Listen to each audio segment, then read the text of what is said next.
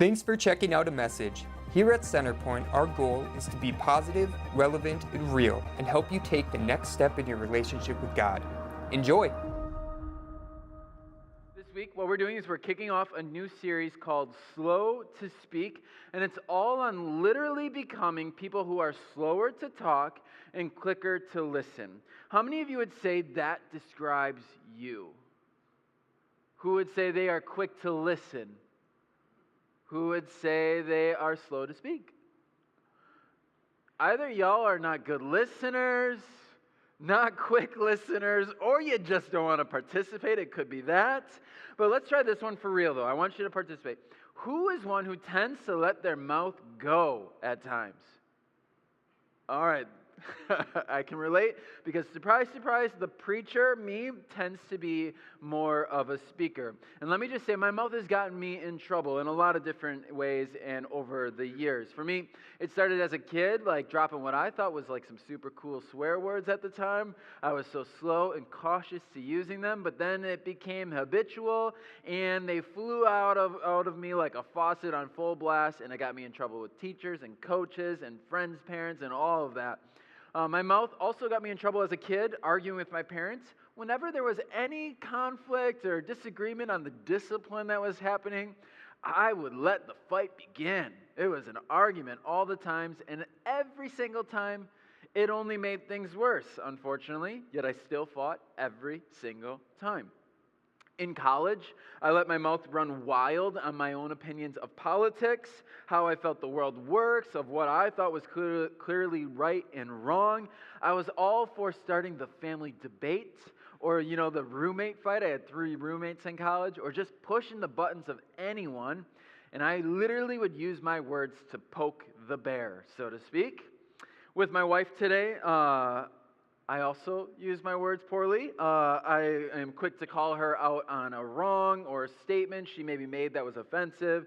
And I like to catch myself, I'll be like, don't say it, Aaron, don't say it. I'll even think well, Aaron, this isn't going to end well. Yet the words still come out. Things like, you didn't do your fair share. Or, are you saying, kidding me, you didn't clean the house? Or, your outfit looks, don't say it, fine.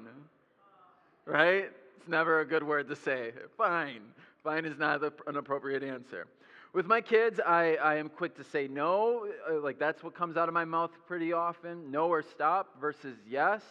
So much so that my middle child says to me, no, don't say no, Daddy. That's what she says.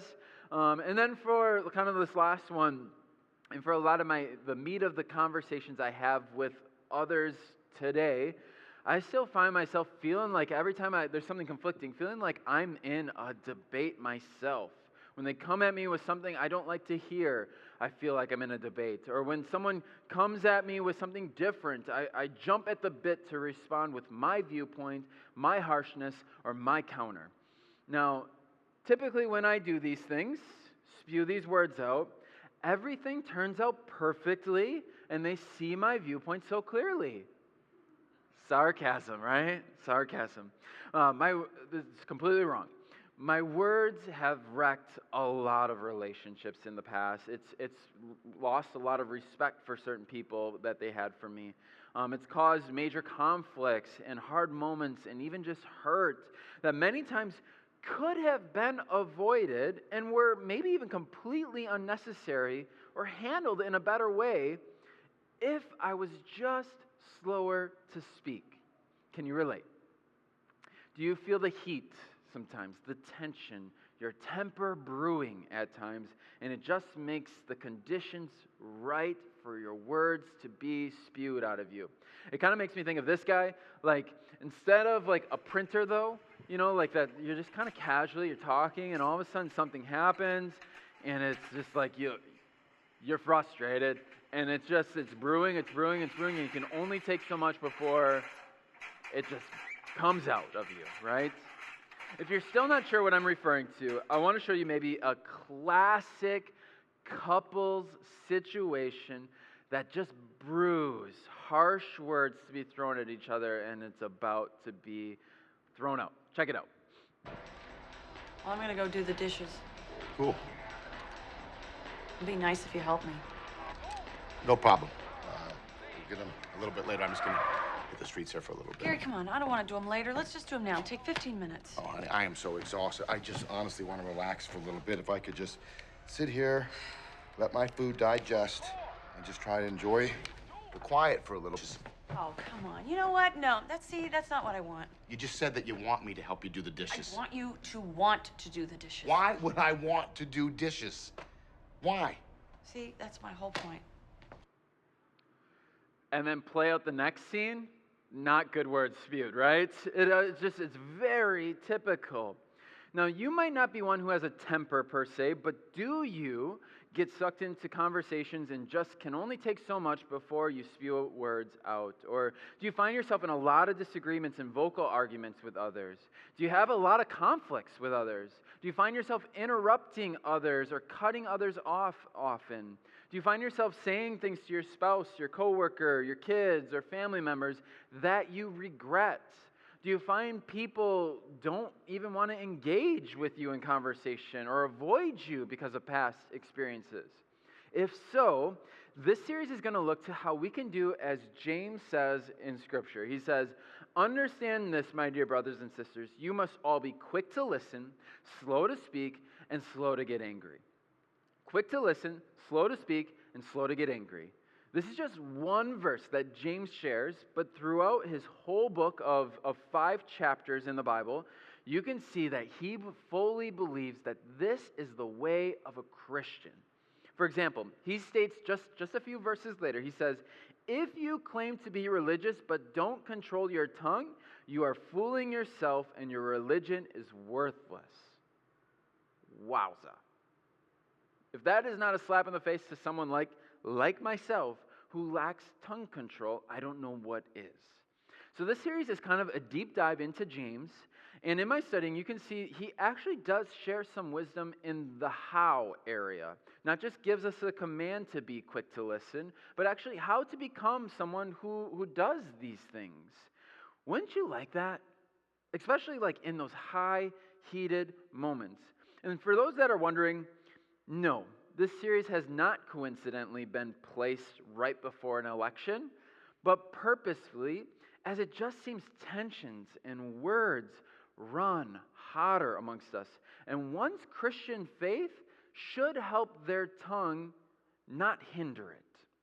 Now, I know you know all of this already, but I saw an article the other day how words spewed about politics to friends, family, and people you're in a relationship, it destroyed the relationship because it was done poorly. Like in this top one, he talks about he was this friend with this person for 25 years and eventually got to a point, dude, I'm done. Lose my number is what he said. And then this one's, the bottom one's a family. He said, I hate to say it because family is everything, but I disown them. In my mind, they are not family anymore because of words that were spewed. And this is just in regards to politics. Don't get me started on religion or values or work frustrations or future decisions or just plain old opinions for life. We are not good tongue biters. We're not great listeners, and anger pops up quickly amongst us. So this series, Slow to Speak, is this overview of James's teachings on how and why you should be slow to speak, quick to listen, and slow to get angry. And it's a series, I've kind of broke it down into 3 sections of what we'll cover 3 different weeks. So I want to encourage you to be here each week because each week kind of builds upon each other. Because I think God's Word can ultimately help us navigate hard conflicts and conversations. And I think it can help us still end up as friends with our family, with our coworkers, with the people we're close to in the end if we follow these things James prescribes to us. Our 3 weeks are posture of humility is what we're covering today. This week number 2 is intently listening, becoming a good listener. And then week 3 is talking wisely. Now, week 1, we're going to focus on the posture. Like what we should be focusing on and doing mentally in our minds to become someone who is slow to speak, a good listener, and slow to be angry. Week 2 is how to actually listen and be a good listener. And then week 3 is when it comes time to speak, how to speak, and how you can ensure it's backed with wisdom and care.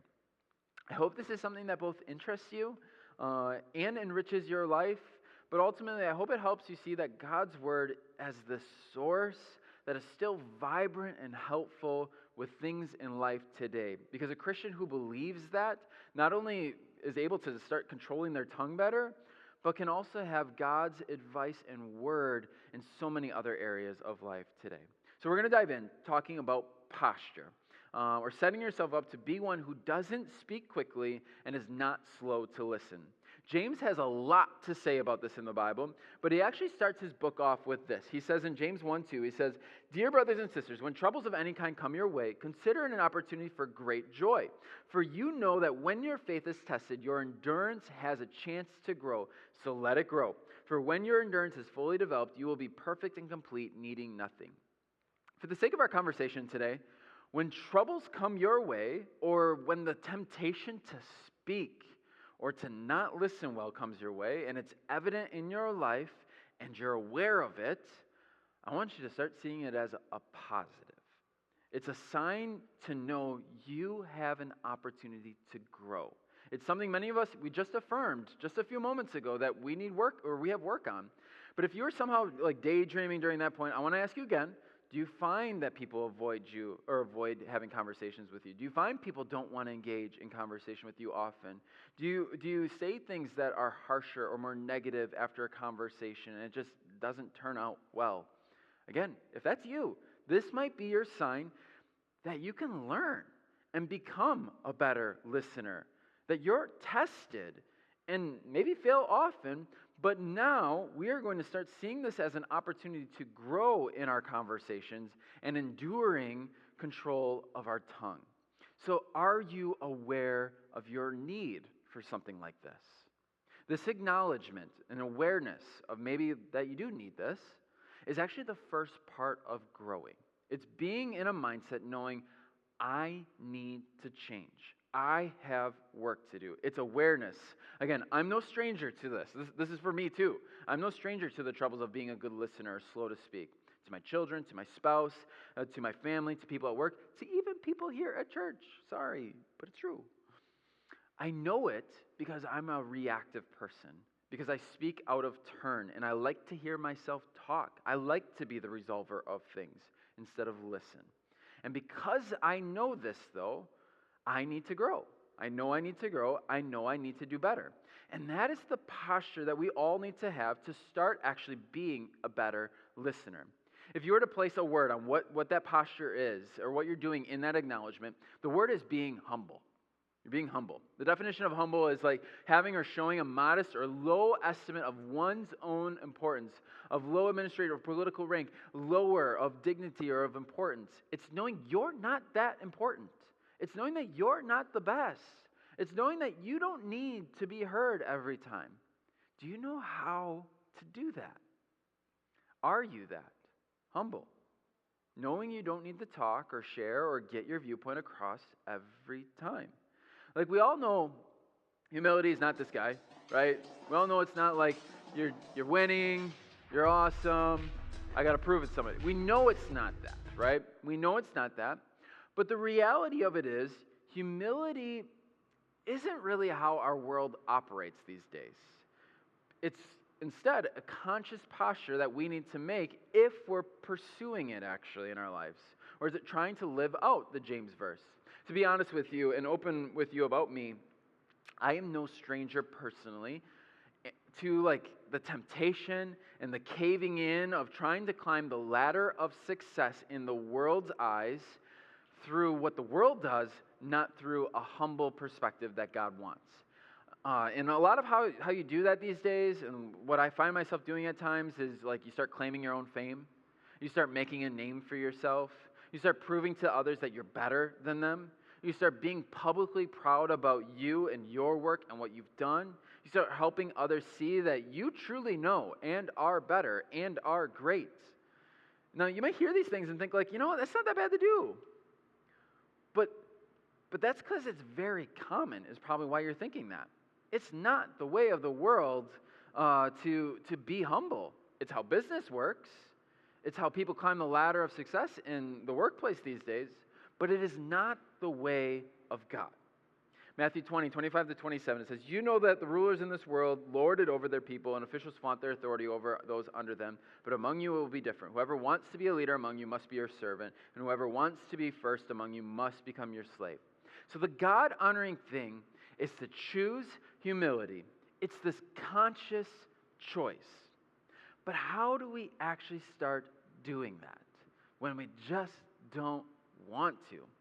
To start getting you thinking maybe in the right track of how, I love what this guy says. I don't know a ton about him or have watched a ton of his videos, but I think he just gets us on the right track of thinking. So check it out. It's about 20 seconds long. How do you stay humble? First of all, there's always somebody that's better than you. I guarantee it. There's someone that's done more than you. There's someone that's had better experience. There's someone that's accomplished more. And I'll tell you what, it goes with, if you feel like you're smarter than someone, it's probably because you've had the opportunity to study a subject, or you've had a bunch of education on something, or you've dove into some subject, so that might make you seem smarter. Whereas if they applied themselves in that particular area, but guess what? They were applying themselves to something else. It's a start to get you in the mindset that there are others greater than me. It's reminding you of that. I'm not this person of great importance or of greater value than others. That's humility. It's realizing others, they might be at a different place, but they just may not have had the same time or access or situations that you've had, that you maybe had or didn't have even. And when you start acknowledging this, it helps you realize that you're kind of like everyone else. Now, if you've been sleeping or you maybe got caught daydreaming a bit in this message, so far this is where we're at. We're learning to be slow to speak. In week 1, we're working on our posture to get started. And the posture we need is humility. Now, I want you to start seeing, though, how James in Scripture tells us to have humility. And I want to just warn you, it gets kind of harsh. It gets kind of harsh, and he brings up some things that are kind of tough to do, not fun to do. I think they're things we avoid, especially as Christians or in Christian circles, because many times we're so forward thinking and are so set on moving from the past, which is good. Don't get me wrong. Don't hear me wrong. That's good.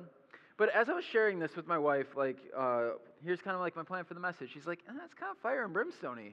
I'm like, sorry. It's not actually. Hang in there with me, because I think this is so important to discovering your humility. James 4:7 says this. So humble yourself before God. Resist the devil, and he will flee from you. Come close to God, and God will come close to you. Wash your hands, you sinners. Purify your hearts, for your loyalty is divided between God and the world.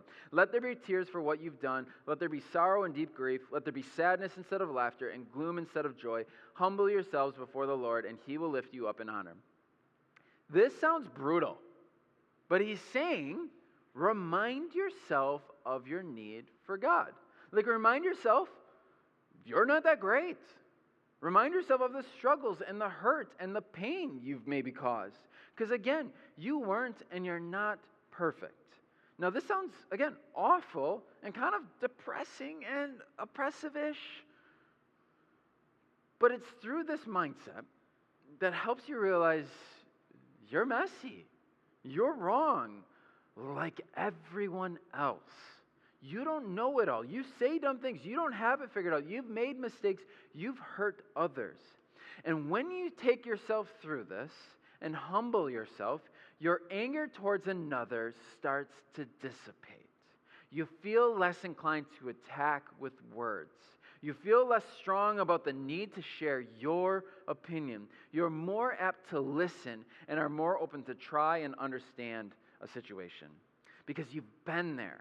You've been wrong before. You've been the offensive one. You've been aggressive. You've maybe even been the hurtful one, but you've received grace. And that's where this message really isn't that fire and brimstone-y, because the good news is through God, you can move on from it, embracing his forgiveness and following his prompting to be slow to speak, quick to listen, and slow to get angry. James says, be slow to get angry at the end of that verse, but I believe assessing your emotions or posture, what we're talking about today, is the first step to God's solution of truly being wise with our tongues and ears. If we think back to kind of that humility video I just showed you, I think he was on to something biblical, telling us we aren't so much better than others. We just maybe have experienced God's grace and forgiveness and perspective or even realize our sin before other people who have been offensive or to us, or who we don't want to be humble to. We maybe just experienced God's grace sooner than them. If you've been in the church world, you know humility is essential. Humility is the answer to a lot of things. But most importantly, humility is how we are to approach God. You might have missed it earlier, but James 4:10, it said, "Humble yourself before the Lord, and he will exalt you." This is how we gain this position of worthiness or right standing with God. Like, I know I had some doom and gloom there for a little bit from James, and I was telling you to sit in your sin for a moment, or cry, or realize you're not great. But the truth is, God loved you even in your messiness. He died even with your temper. God didn't die for you when you were gentle and figured everything out, or slow to speak and humble. He died for humanity while they were still sinners. And he wants you to follow that same approach for others today. But the first step of having that posture of humility for you might first start with you doing it with God. Going to the God of the universe, like not in some like weird uber spiritual way, but just in like a prayer, like confession between you and God, saying, God, I need you.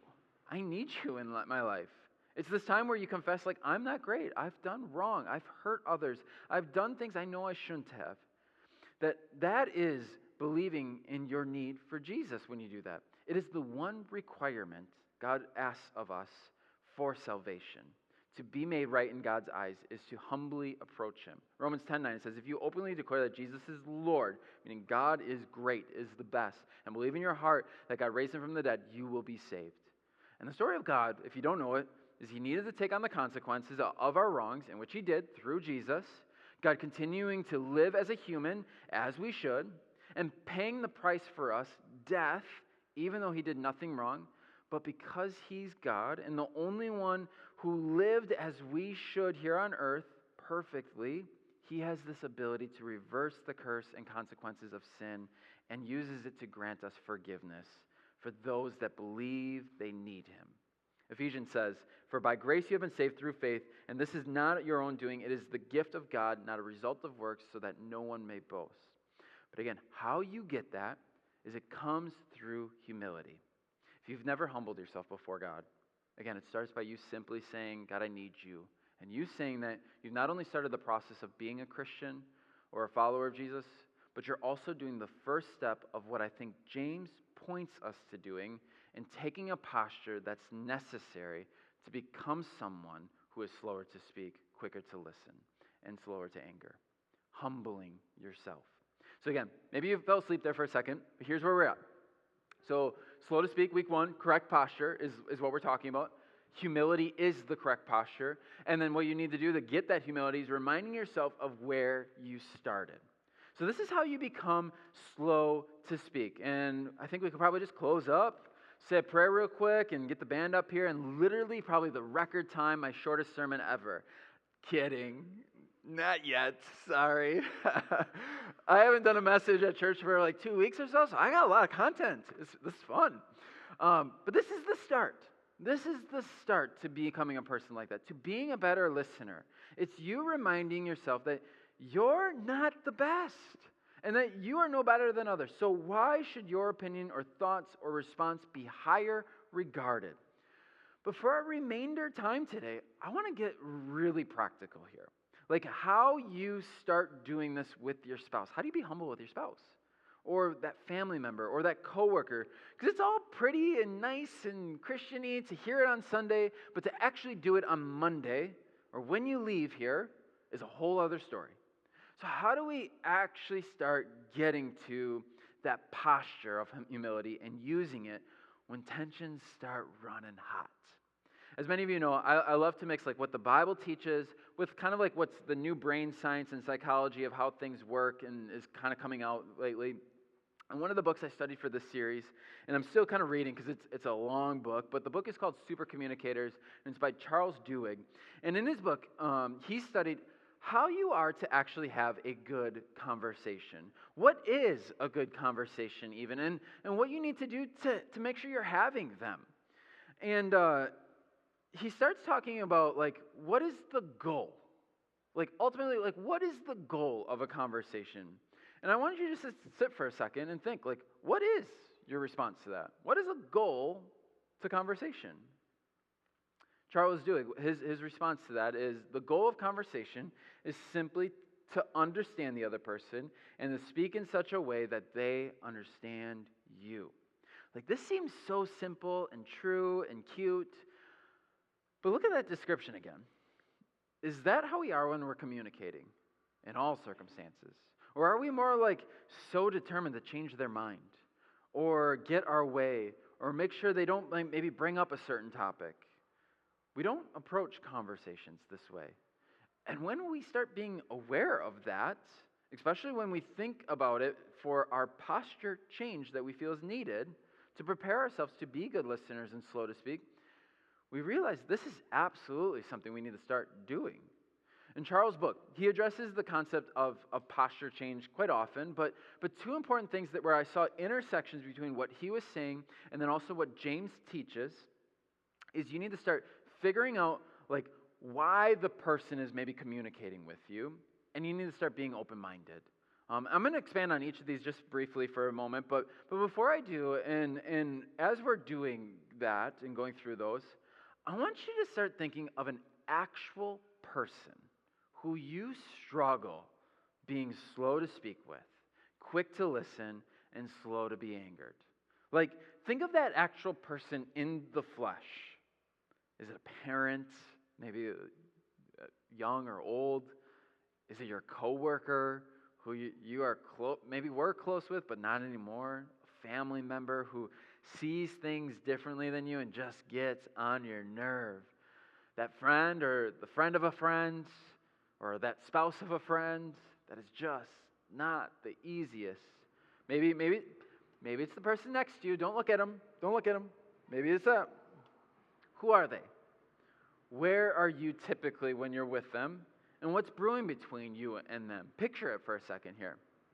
For me, I just to keep you thinking and give you a little more time, I like being as vulnerable with you as possible. So I thought I'd share mine, but I don't want to like single anyone out, as most of the people in my life come to Centerpoint Church here. So that could be awkward if I like shared about someone specifically. But to just like generalize a little bit, the person I tend to be slow to listen to and quick to speak with is the person who doesn't give me respect. Not that I deserve any more respect than anyone else, but they just aren't respectful in my life choices, in work, in my time, etc. And these people, they typically have like this swagger where they demand utmost respect from others themselves, and it just feels so hypocritical to me. And these are the people I tend to be slow to speak to and not so quick, or not slow to speak to and not quick to listen. If you can relate to having a person like that in your mind, or maybe it's a different person like that you just struggle to be slow to speak to and quick to listen with, if you have someone in mind like that, I think some of Charles' research can give you a few things that are really helpful to know then. For starters, again, if we look at the description of a conversation again, right before all of that, he says this. He says, when you and I talk to each other in a conversation, my goal should not be to convince you that I'm right and you're wrong. My goal should not be to share my experience entirely with you. If it's not interesting to you, my goal should not be to convince you that you ought to like me or that I'm smart. The goal of a conversation is simply to understand the other person and to speak in such a way that they understand you.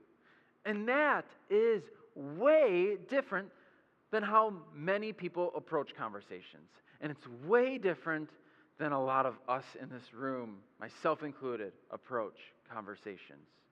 But it is so in line, what he's saying, with what the Bible tells us to do with conversations.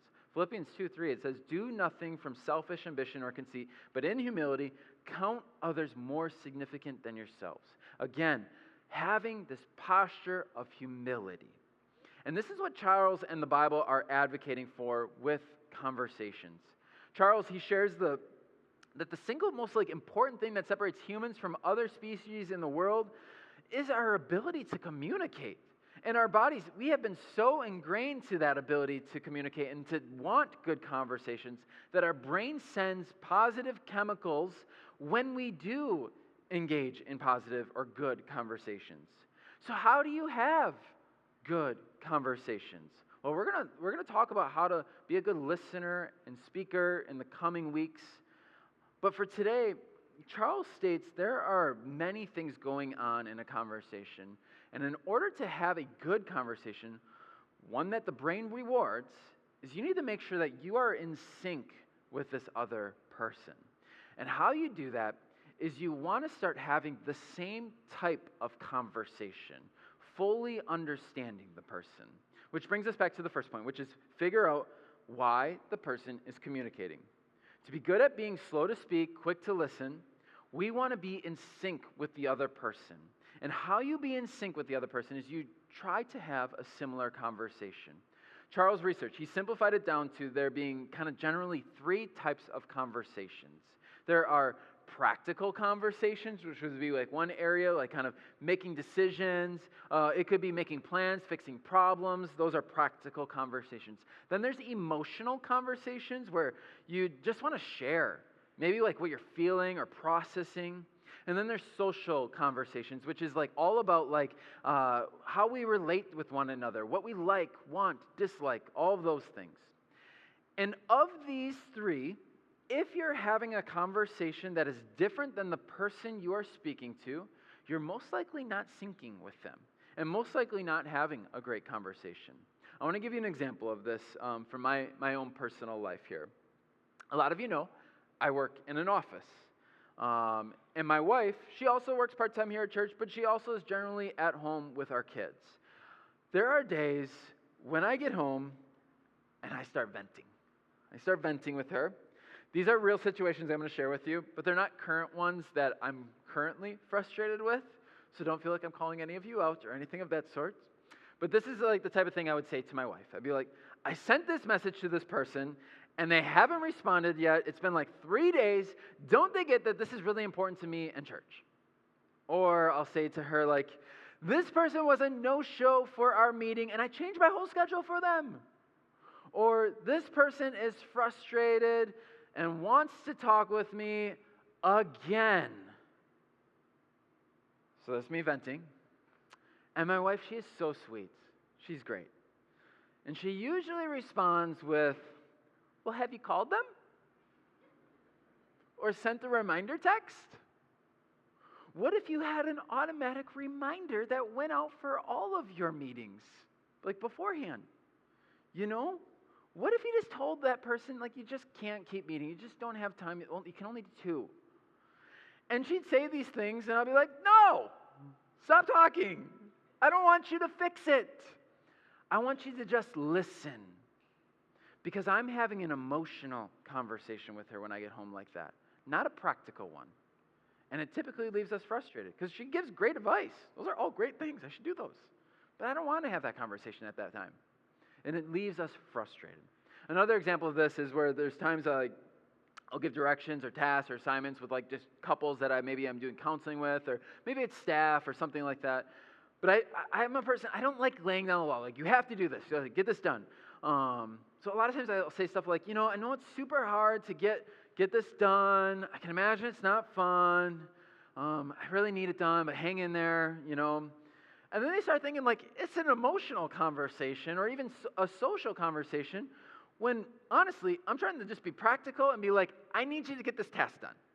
But it comes across being nice and we're just not having a great conversation then. But the point of this is in a conversation, you want to sync. You want to have the same conversation. One suggestion to do that Charles offers is straight up asking, like, what kind of conversation is this? Is this an event session or practical? He also says you can start asking deep questions to see where people are at emotionally. But the goal is to sync. And the reason you want to sync is because you want to have a good conversation. And the reason a Christian wants to have a good conversation is we are people who are supposed to build others up and brew good conversations. Ephesians 4:29, do not let any unwholesome talk come out of your mouth, but only what is helpful for building others up according to their needs, that it may benefit those who listen. You are to build others up by attempting to be more in sync. And the way and the reason it's your responsibility and why we're talking about it today in church is you are the one who should have the posture of humility in that conversation. And you should be the one who is intentionally trying to sync with the other. You are the one who should humble themselves to try and better engage and speak and listen. The second thing that Charles Duhigg put a lot of emphasis on that James also talked about is being open-minded.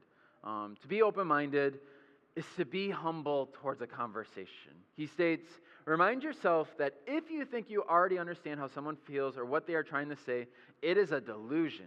Remember a time when you were sure you were right and then discovered one little fact that changed everything. There's always more to learn. This quote hits me quite hard, actually, because there's so many times I'll be like, I know what's going on.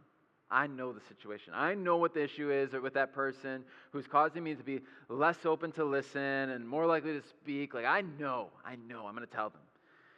And sometimes I'm right, sure, but other times I'm wrong, and it just turns out awful. So Charles says this, before any challenging conversation, think for a few moments about what you hope will happen, what might go wrong, and how you'll react when it does. And this is what I try to do these days. My default is I typically try to be more apologetic if I am in the wrong, because it is not a position of humility if I come across like I know. I knew it. I try to be more apologetic, especially when I really don't know. So for me, though, I prefer not to get to that point where I have to be apologetic. And how I do that instead is I start trying to just put myself in their shoes and understand things from their perspective. I try not to just take their words in, but assess their emotions and body language and what their eyes are doing during that conversation. Because their words might not be great, what they're saying to me, but I can sense they're stressed or worried or have really thought about this particular topic a lot, and they're feeling pressured. Another way of describing doing all of that is to try to see the good in them no matter what they're saying. So in these moments, when I personally am going through that, I try to stay calm and breathe and repeat in my head, be slow to speak, quick to listen, and slow to be angry.